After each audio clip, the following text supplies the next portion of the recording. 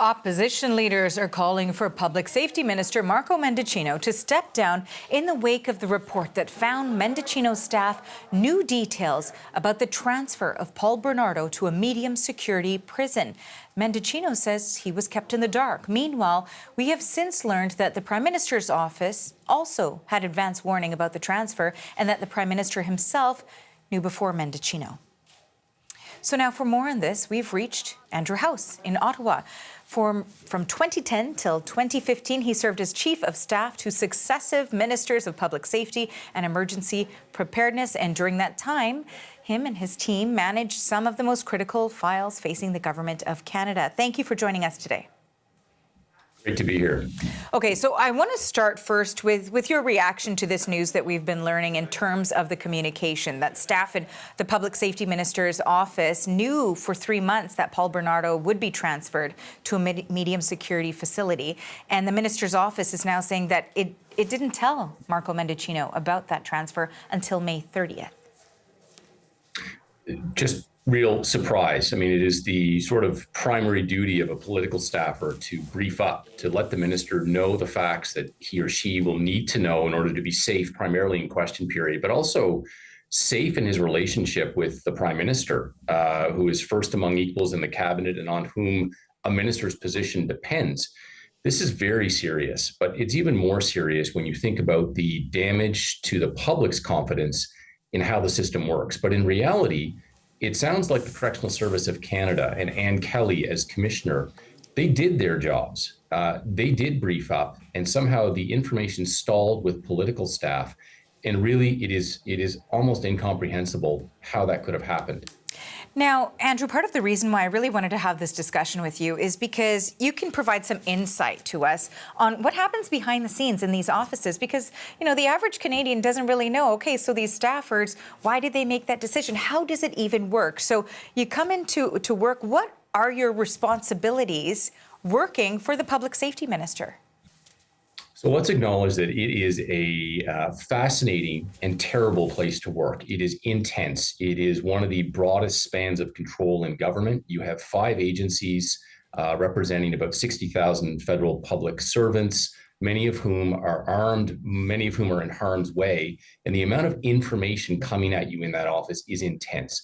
But that's why that office has to be staffed with people who can absorb that information, triage it, and know what to do in terms of telling ministers and the Prime Minister's office what's going on.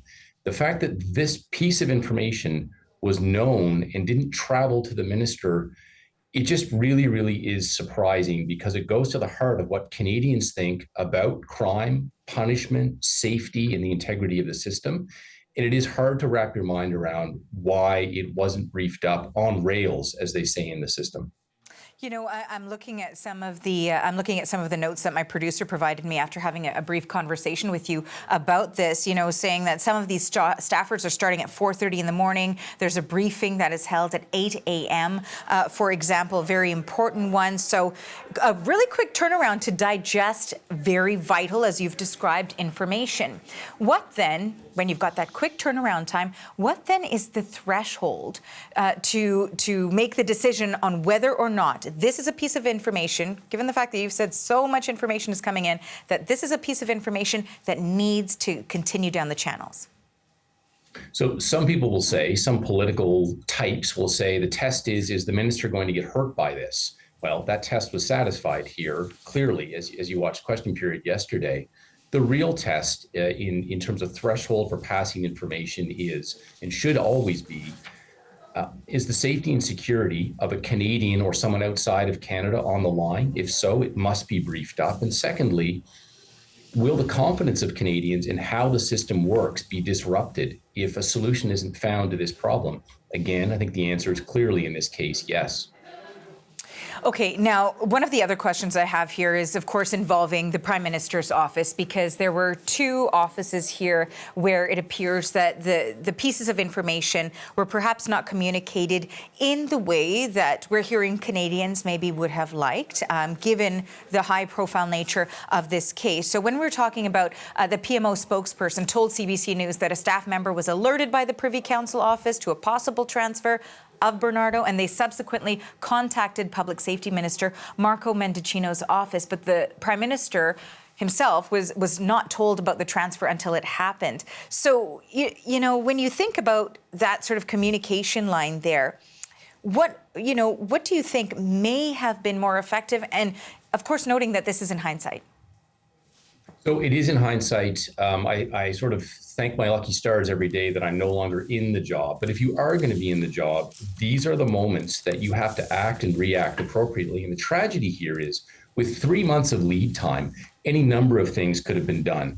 Direction to the commissioner under the act, but more importantly, probably a change to the regulations, which do speak to the gravity of the offense committed. And in this present circumstance, these are the gravest of offenses, given what Mr. Bernardo did and what he was convicted of. There was time to change those regulations, to make a difference here, to see this transfer not occur. And that didn't happen. Time went by and nothing was done. And that is, again, why this is so surprising and why it's such an unforced error and why this minister is now significantly damaged. Is there a chance, when we talk about, of course, the staff working there, is there a chance that perhaps the name came up, there are transfers of prisoners that take place? You talk about how many files that these staffers are digesting on a daily basis. Do you think that there's a chance that they didn't know who Paul Bernardo was, or the implications surrounding him? And we do know, of course, not only, of course, the high-profile nature of it, but in recent years, there have been documentaries and movies about this case, too. So I'm just wondering, because it is a question out there, maybe they didn't know.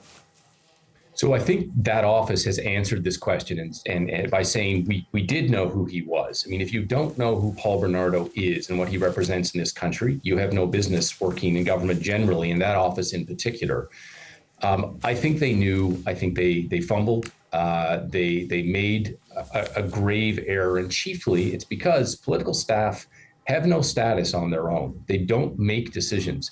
They make recommendations to the minister. How can a minister make decisions if he's not appropriately briefed? We take him at his word that he didn't know, but it is a very strange scenario. And I have to imagine, in fact, there had better be consequence for this, including a complete reorganization of how this government processes facts that really matter to Canadians. And, you know, one also very interesting perspective you have is that, you know, you had a chance to, in fact, meet Paul Bernardo. You had an opportunity to see the facility that he was held at. So I'm wondering if you can provide some of those details for our viewers who don't know what moving from a maximum to a medium security facility really entails. So some context around this. So when I first took the job of Chief of Staff, I didn't know what the details were of max and special handling and medium and minimum. And so I had to go and find out. And one of the things we did early on in our tenure was to go to Kingston Penitentiary, and we asked to see the special handling unit. And we did stand and look at Mr. Bernardo to see what the circumstances were like, how it works, what his day is like, as it was 23 and a half hours a day in a very small cell, his time in the yard was covered by a black tarp so that he couldn't see the sky. That satisfied me that he was being handled correctly. As he moves to Lama Casa, that circumstance will change very, very significantly. He will be in a much different and more permissive circumstance. And that is what is frustrating so many Canadians. And I will say, for the warden of Lama Casa, what is being introduced into that environment is instability. It's an inmate who has a horrific form of celebrity status, and it is going to destabilize that institution. Prisons operate on stability, and that value is going to be disrupted in that institution. One last question for you, because the opposition leaders have been calling for it. Do you think that the public safety minister in this case should consider resigning as it's been called for? I think that there needs to be severe consequence. Someone has to bear the burden of this. The facts really matter. We have a sense of those facts. I hope that people inside the system are really looking at the mission and mandate of this portfolio. The central duty of government is to see to the safety of citizens. This department does that job, and many people within that portfolio work extremely hard to make that happen. Is this minister up to that task? Is his team around him, are they up to that task?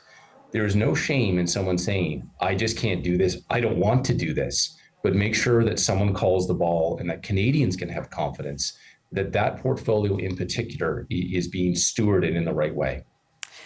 Well, Mr. House, you have offered some very valuable insights to our viewers. Thank you for your time today. Thanks very much. From 2010 to 2015, Andrew House served as Chief of Staff to successive Ministers of Public Safety and Emergency Preparedness. Thank you for joining us.